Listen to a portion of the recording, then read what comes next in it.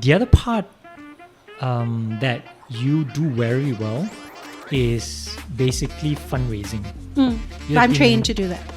Okay. How so? How I you actually was trained? trained. I actually had a mentor who was one of the best fundraisers in New York, who actually taught me. So what she did was she threw me in the deep end, made me chairman of the junior boards. So junior board member for Public Colour, I was junior board chairman for the kitchen. I was junior board member for Big Apple Circus. She just threw me in the deep end. She's like, go get money. That's how I started. Okay, then can you tell us some of the insights? Network.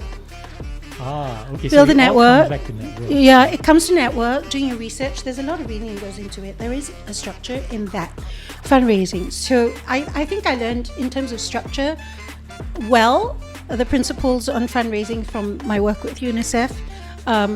Talking about how you do plan, mind map, what it is you want to raise money for. Who are the kind of people that you look at? How do you look at, corporate networks and websites and stuff to see who does what? But then I take it a step further. So I used to call myself the money detective. So basically I would mind map and start with one person.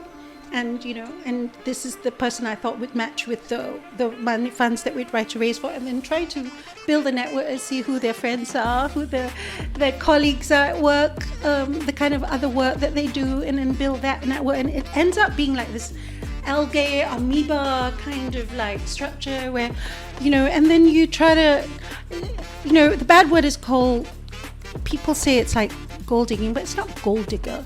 It's basically being a money detector, and it's not for me. I keep reassuring myself that it's not for me, it's for the cause, right? So, and then I end up finding out somehow, and a lot of prayers. I promise you, it's a mixture of like prayers and the universe, and if your heart is true, I swear to God, and the mind mapping. Well, I mind map everything. I see. So if you're going to give advice to someone who is starting out and do your research, build a mind map. So you're trying to raise money for poverty. Yeah. What kind of poverty? Which communities? Where do you start? Right?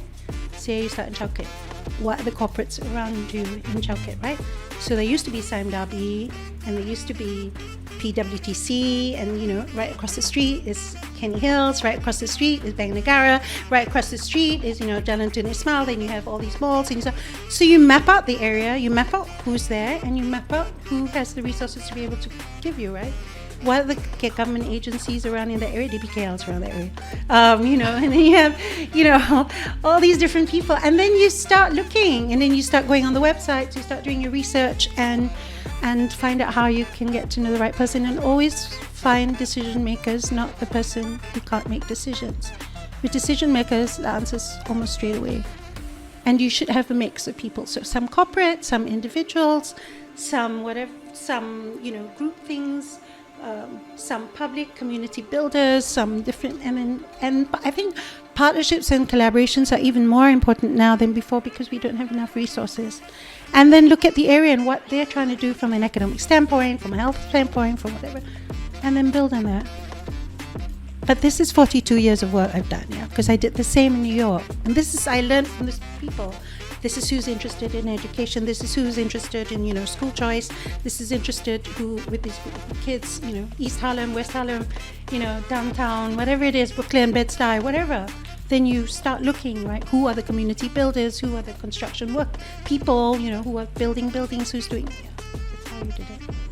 And once you have this mind map, what do you do? I actually have a notebook of mind maps. Wow. Okay. So what do you do with it? How do you start getting connected to these people? I ask my friends, do you know this person? Do you know this person? And in the world of social media, everybody's on Twitter.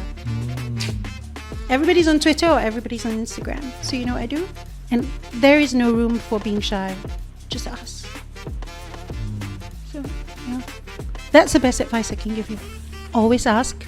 Do not ask. Want to know? Ask. Most people will not say no, especially if it's a good cause. Nobody says no. Hardly anyone says no. You do get no's. I'm not saying most people don't.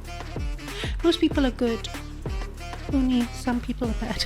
You also need to put yourself out there to give talks on whatever your content is. Okay. All right.